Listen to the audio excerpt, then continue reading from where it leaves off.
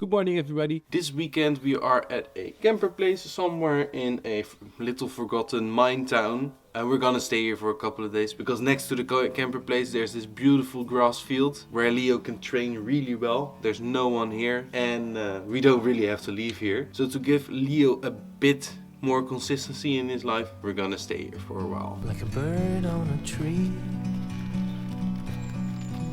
I'm just sitting here. I got time, it's clear to see from up here. We're practicing frisbeeing now with Leo because we noticed that he is absolutely in love with his frisbee. He already caught it a couple of times, so that's really cool, and we tried to get it on film, but unfortunately only this shot came out. We meant to be in the great outdoors. So Leo is 11 months now, and that means we're in a stage where he either listens amazing or has bananas in his ears. This gets amplified by distractions. To keep the distractions at the lowest point possible to set ourselves up for success, we use this opportunity to the fullest and train twice a day with him here. Sometimes you need to go, take a step back to see the truth around you. From a distance you can tell.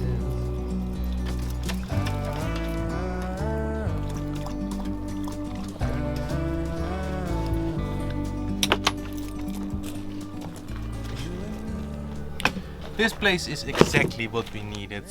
Just the other week I was thinking that Leo needed a bit more consistency because when we got to training every day he used to get so distracted by everything he saw because every time his surroundings was so new, and this big grass field is perfect for his training, so we're definitely gonna stay here longer than we're allowed to.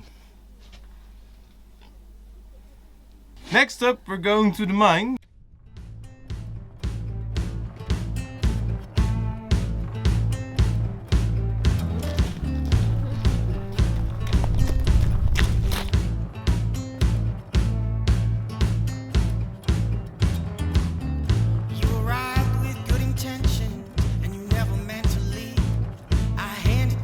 I'm going to say it again.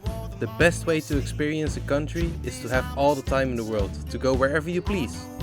We would never think of visiting this town if we had limited time, and this place is a super unique landmark, so I'm glad we're in the position to take our time here. There's a demon in a bottle trying to drag me to my knees, and I can't afford to fall apart every time we meet. Oh, there's a ghost after me. When you walk inside the building, there is this change of atmosphere. You feel and hear the noises reduce, and there's like this echoing inside. The thing I thought of immediately is that you can have an amazing techno bunk here. Oh my god. We don't have locations like this in the Netherlands and I'm so jealous. Portugal, please abuse this. I got vengeance on my mind and anger in my chest. All my skeletons have eyes and they're shaking their fists. Truth is I'm done telling myself I'm a man without regret. The other super notable thing about these places is, compared to the Netherlands, is how open these places are. Like there's a museum next to it and you have to pay for that, but these places you can just walk into and then touch everything. And in the Netherlands I feel like there's always these places where there's this clear path which you have to walk with gates next to it and you can't go over those fences or over those gates. So There's a ghost in the radio that keeps it on repeat. There's a demon in the bottle trying to drag me to my knees, and I can't afford to fall apart every time we meet. Oh, there's a ghost after me.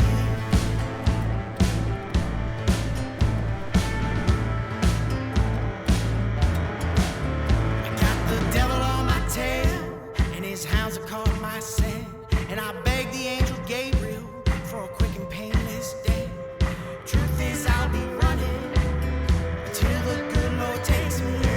It is hard to imagine that quite some time ago there were people working here day and night to provide the country with goods gathered from the mines. It is such a difference from the Netherlands, where every inch of land is used to either house people or provide functionality for the people there. Here in Portugal there is acres of nature and abandoned buildings, which make the country one big adventure to explore.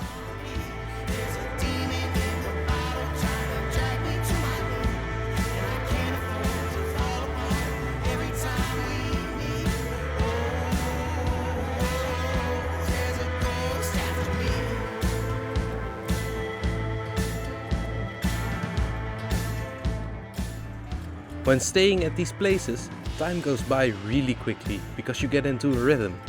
But for now, our time in this town is up and we need to head to Lisbon.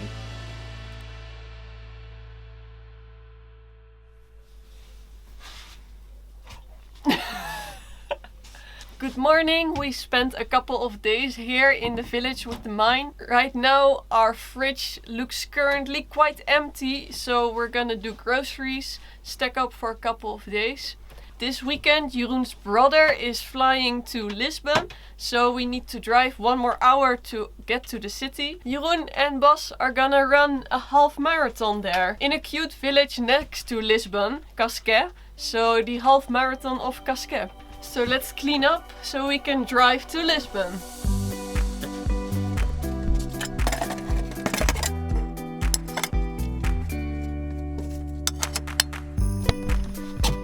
I know you got a feeling now. Go on and let it out. I can tell that you way down. It is always hard to decide when it's time to go, when you're having such a nice time at a place. But then again, the more time we spend in this place, the less time we get to spend at another place, which might be even more amazing than this place.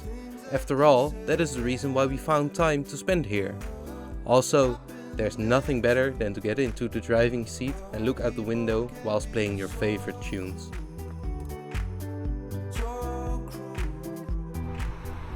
Whilst driving to the next location, we stopped at our go-to supermarket for Portugal, the Lidl, to stock up on some groceries.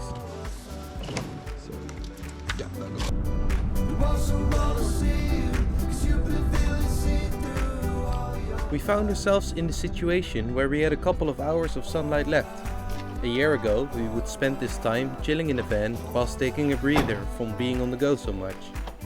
But as we just did this for almost a week and we got a little fluff ball with endless energy with us this year, we decided to stop at the beach.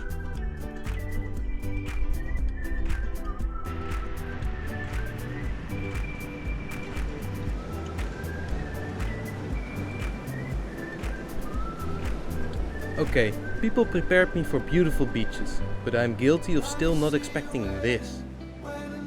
When we entered the beach, we let our eyes feast upon pearly white sands and aggressive but gorgeous waves. Leo was hard to contain, but after stepping away from the few people who had the same idea as us, he could spend all his energy he had left in the tank while we enjoyed this beautiful place where we ended up.